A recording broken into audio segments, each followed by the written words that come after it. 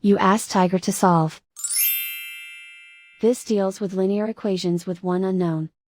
The final result is x equals 27. Let's solve it step by step. Group all constants on the right side of the equation. Add 6 to both sides. Simplify the arithmetic.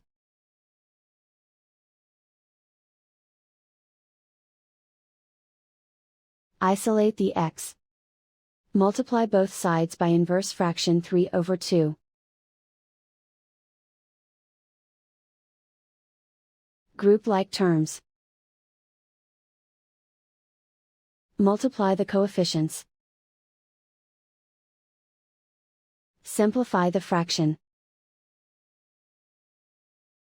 Multiply the fractions. Simplify the arithmetic. And so the final result is x equals 27.